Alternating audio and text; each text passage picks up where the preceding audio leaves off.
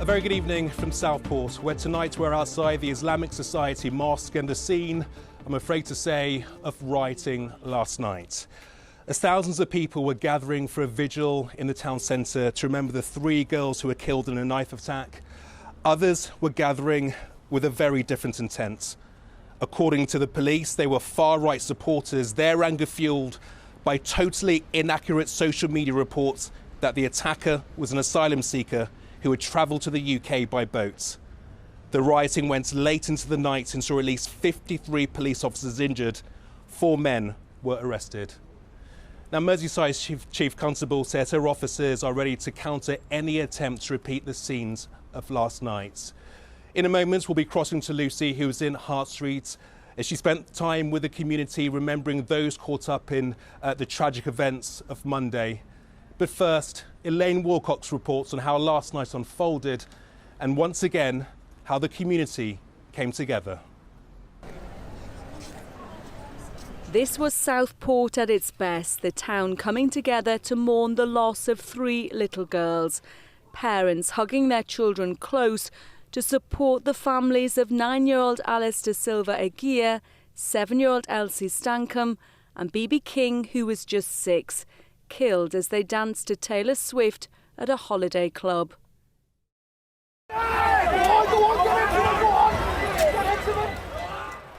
Just hours later, the mood in Southport turned ugly, with far-right supporters leading the attack on the town's mosque. Its windows smashed, pelted with bricks and rubble, with those inside fearing it would be set alight as a police van was torched.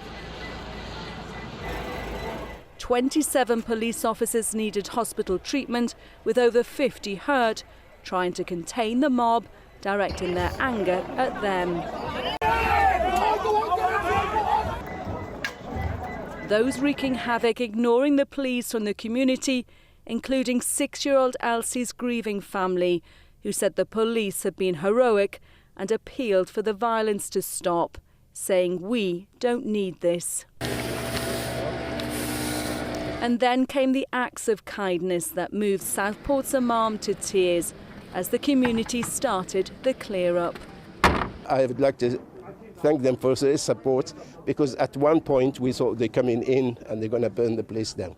We don't know why we've been targeted in that way, especially that nothing was released about who did it or why he did it. And even if it was a Muslim, why should that be reflected in the whole community?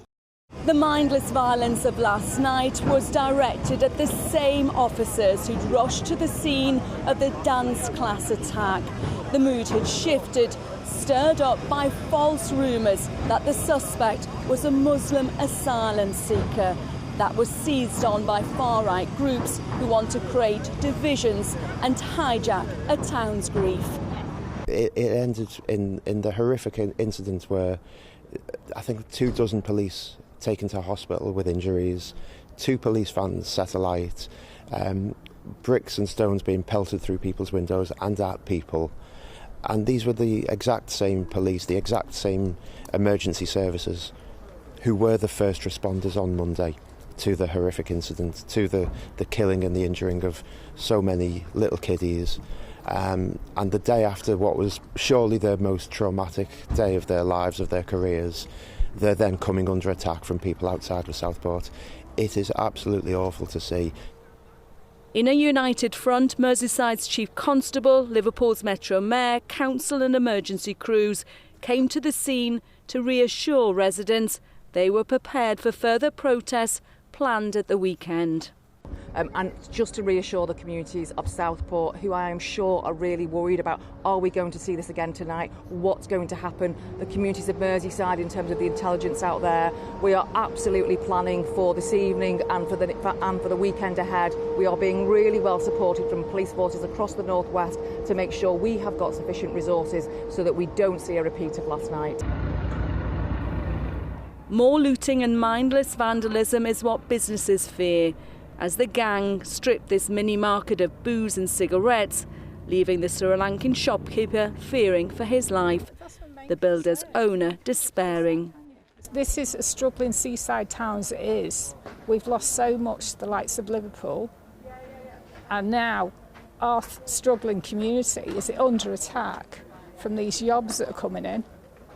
You know, what did we do to deserve this? We've already lost our children.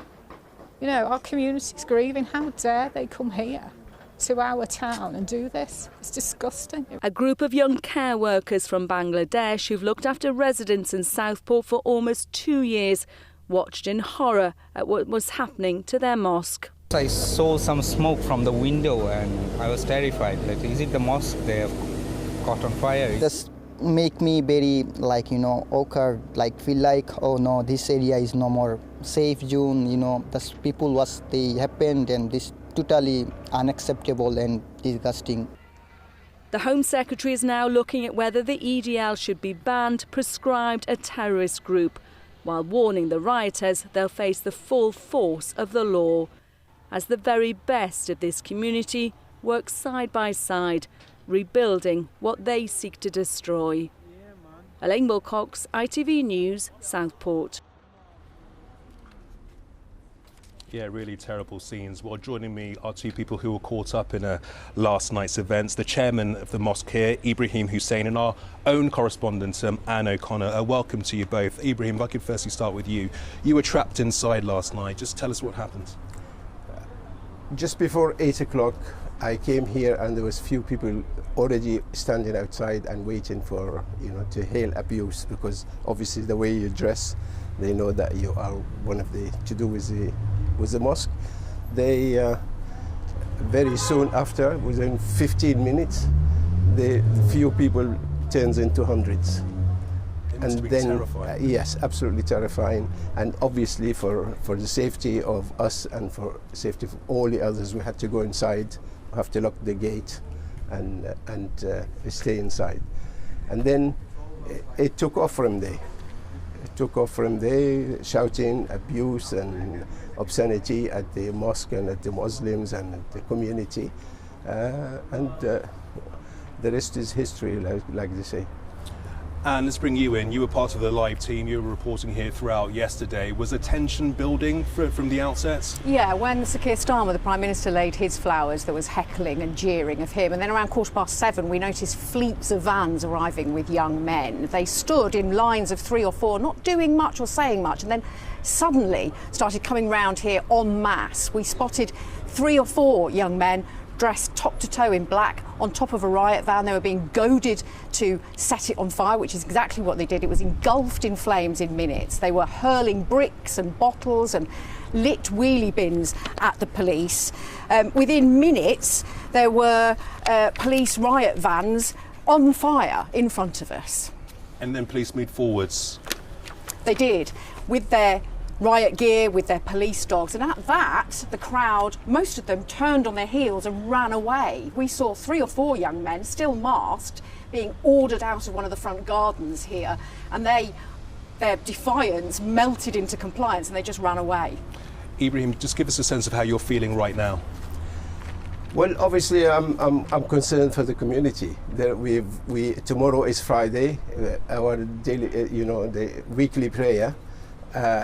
We got youngsters because it's school holidays. We got youngsters, we got ladies coming, and really we don't need this kind of behaviour when people are coming and going. Obviously, they won't feel safe coming and going, although the police is doing a wonderful job, of calming us and reassuring us.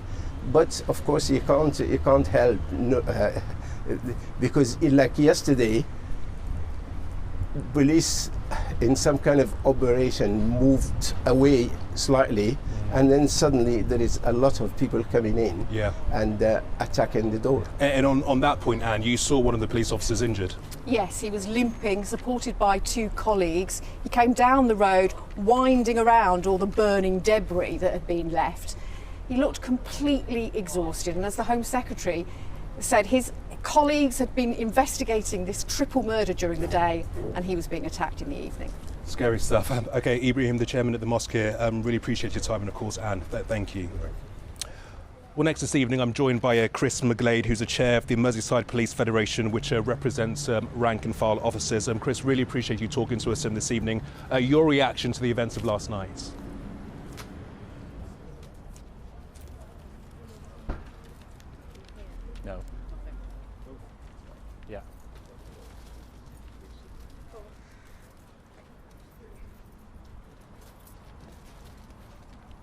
He's broken.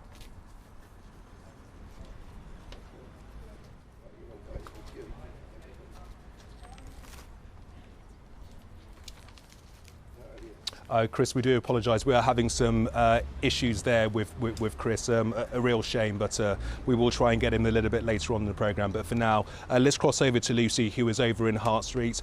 Lucy, you've been spending the day talking to members of the community there, seeing those flowers being laid there near to where those tragic events happened. Tell us what it's been like today. Gamal, thank you. You join me just a short distance away now on Hart Street. Well, here, as you can see, the number of tributes is growing all the time, not only from Southport, but further afield too, from places like Northumberland and Bradford, and from right across the northwest. They include 3 carefully hand-knitted little white doves and treasured unicorns and teddy bears left by some very quiet, subdued children today. Also, so many balloons and flowers, many from parents and grandparents and young school friends, of course. Also from the emergency services, including the NHS. More are from other dance groups, all deeply saddened by the deaths of these 3 little girls, Alice on the left, Elsie in the middle, and Bibi. 3 little girls who simply wanted to dance and play in their summer holidays. Well, it does seem incredible now that it was only the day before yesterday that summer dance camp here was the target of such a ferocious attack. The messages here simply say, "Fly high, little angels, rest in peace." Our correspondent Rob Smith reports now on the outpouring of love surrounding this town.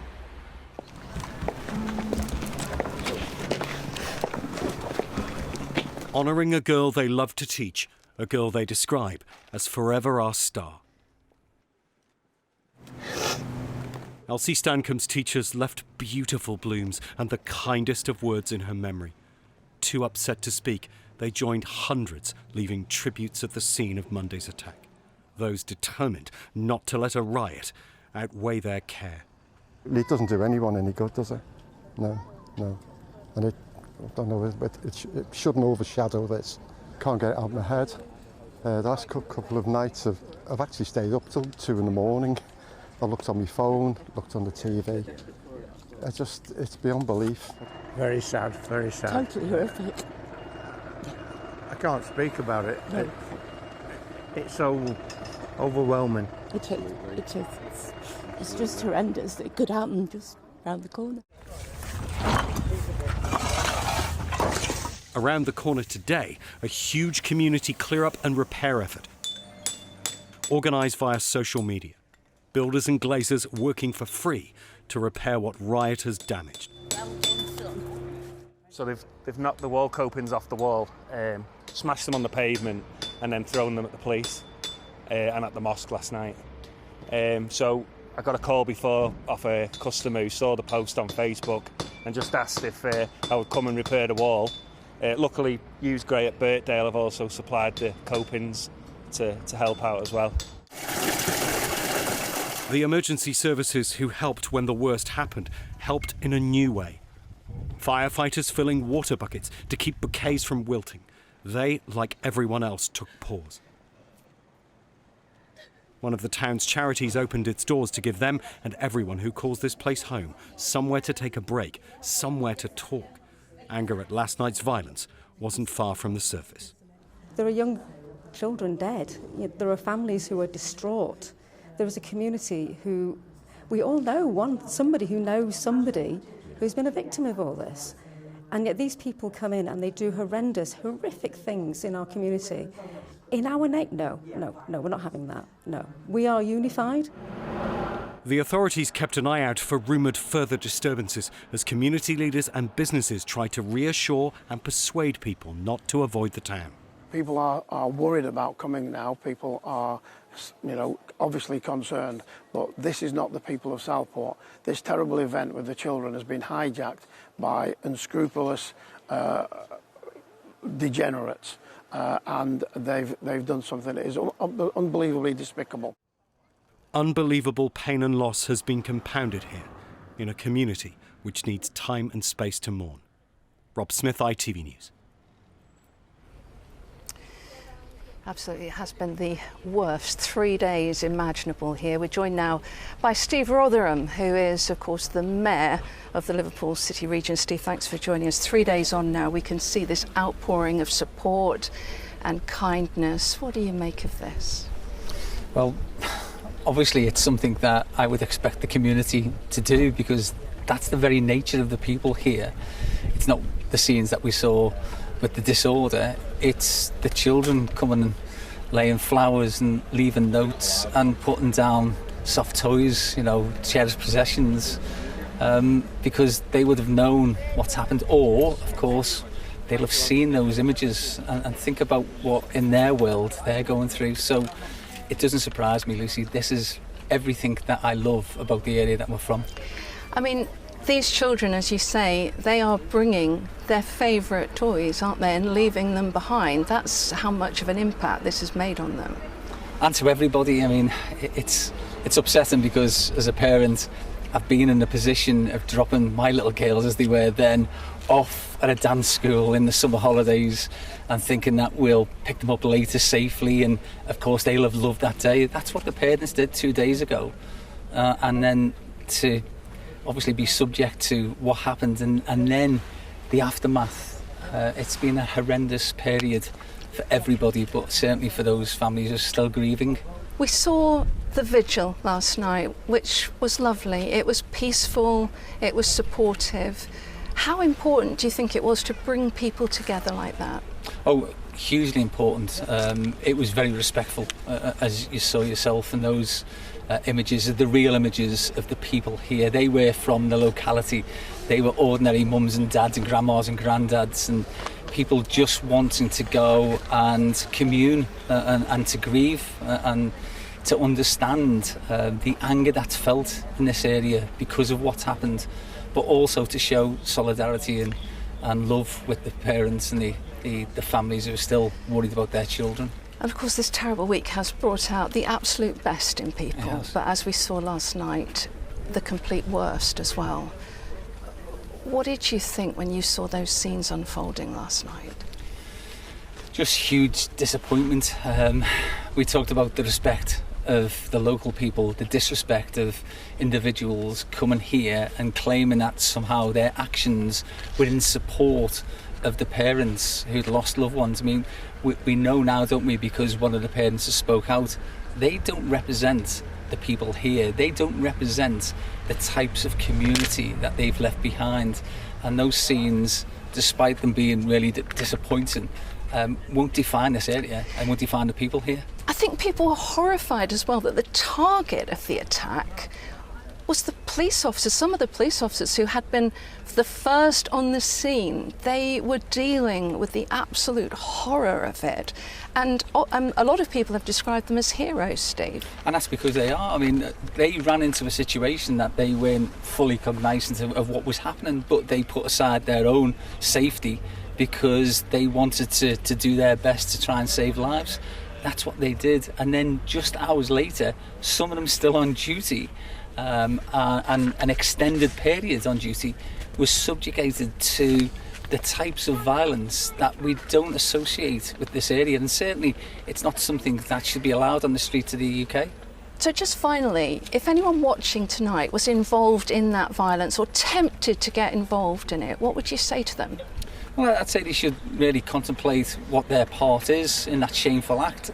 And I know that social media has whipped up a storm around this, lots of disinformation, lots of misinformation, and they really should check their facts before they believe that they're acting in accordance with the families, because the families don't want this, the community doesn't want it, and certainly from my perspective and the people that I represent, none of us want them people to be associated with this area that we love. So now we need calm and for the process of law to take its course. And healing. What will be the next step in this is that there will be that outpouring. There's still, of course, the horrible scenes that we'll all witness with funerals, and then after that the community will rebuild, it will come together, and you'll see the community cohesion we saw before this incident. Steve Rotherham, thank you so much for joining us tonight. Well, talking of the legal process, we can update you on that. The 17-year-old suspect who was arrested in connection with the knife attack here is still in custody tonight. This is new footage obtained exclusively by ITV News, which shows a man in a green hoodie pacing about around houses in the nearby village of Banks near Southport, near to the suspect's home. Merseyside police have been given more time to question him and will bring you any developments when we get those. Well, of course, these scenes here bring back memories of 7 years ago in the aftermath of the bombing at the Manchester Arena. Once again, this has had a huge impact on children. They're struggling with feelings of shock and grief, and I'm joined now by Dr. Kath Hill from the Be the Difference project. We first met, of course, when you started supporting young people after the arena attack. This isn't what we want for our children, is it? We want them to feel safe. Absolutely. This goes against everything that we expect from childhood, but unfortunately this has happened, and we have to ensure that we support those young people as they move forward. Those families that went through this tragic experience, their friends, their classmates, their teachers, we need to make sure that that support is there for them. And do children deal with these things in a different way? Do they process their grief in a different way, do you think? I think it's difficult for most young people. Certainly we found this with the arena. They didn't even know what terrorism was. They don't know what murder is. And so that is really difficult, and it really affects their sense of safety and their kind of sense of who they are and their identity as they grow. But children do have ways of coping. You know, we will speak to each other. We can help them cope through play, and just encouraging them to speak as much as possible. But also just really making sure that that is open to all children, to validate their experiences, and to kind of deal with them with compassion and thoughtfulness, not dismiss that they're just children and they'll be okay. Is there enough support for them? Well, we saw a mixture of responses in Manchester. There was some brilliant support from places like the Manchester Resilience Hub, but many young people also slipped through the gaps because child and adolescent mental health services were already struggling due to austerity, and then add in a group of traumatised children. So we need to make sure that resources are ring-fenced for these young people, for this community. I was very heartened to hear Keir Starmer say that he intends to do that. Steve also has said that today. That's really heartening to hear, because that is what we are really arguing for. So 7 years on, do you think we have learned? I think we've learned some things. I think we know that there were some wonderful people that really stepped up and helped. But we also know, and there'll be some young people watching this today that still feel that they didn't get the help and the support that they need. Maybe they were dismissed on the very fact that they were a young person, they were a teenager, it was hormonal. And we had, in our research, we had some really sad responses about young people who were dismissed. And actually what we need to, if you work with young people in this area, you need to validate their experiences, be compassionate, listen, and know that every child responds differently. So because one child responds one way, don't think that that's the case for all children. We know that their responses are different, and you have to honour that and listen.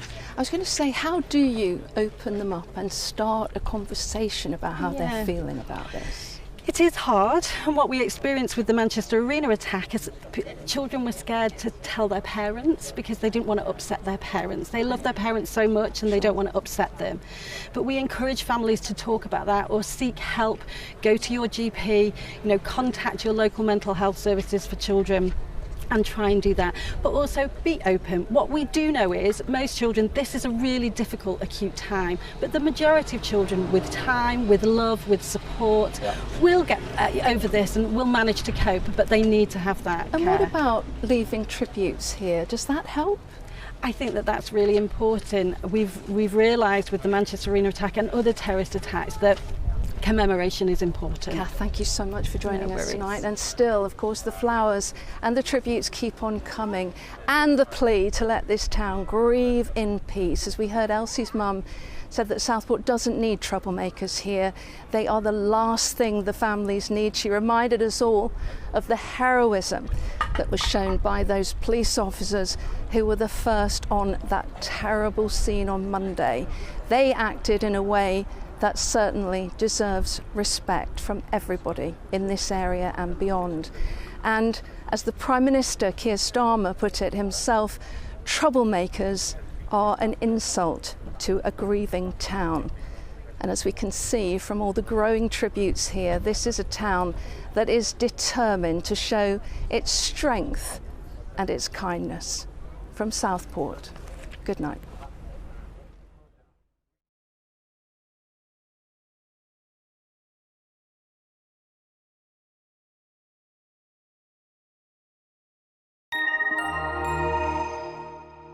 Why do I need a shower? I've been out in the rain. The faster you go, the sooner you'll be out. You'll save water too. United Utilities sponsors ITV Granada weather. Hello there. We have a yellow thunderstorm warning coming into force at 1 o'clock tomorrow morning. We can expect some very heavy, intense downpours of rain, which could lead to some surface water and localised flooding in places. So please do take care if you're out and about. High pressure has been dominating our weather for the past few days. It's just moved off to the east. We have a cold front pushing in over the next day or so, bringing us those heavy downpours of rain. The isobars are squeezing together, indicating slightly stronger winds at times too. Tonight we'll have thicker cloud building as we move through the overnight period. Ahead of that rainfall fading in, we can expect some very heavy downpours of rain with the risk of some hail, thunder and lightning in places. It's a humid night with temperatures holding up in and around 18 degrees Celsius. That rain will continue for a time through tomorrow morning again, with the risk of hail and some thunder and lightning in places, brightening up into the afternoon. Then we see the return of further heavy downpours of rain later in the day. Temperatures down a few degrees on today, highs of 24 degrees Celsius with light winds. Looking ahead for the next few days, we can expect fresher conditions coming our way through Friday into Saturday. Sunny spells on Friday with some rain pushing through on Friday evening. Saturday looks like a drier day with some sunny spells developing, thicker cloud on Sunday. Temperatures down a few degrees as we move through into the weekend. Highs of 21 to 23 degrees Celsius, but they will still hold up in the overnight period. That is the very latest. Bye-bye. United Utilities sponsors ITV.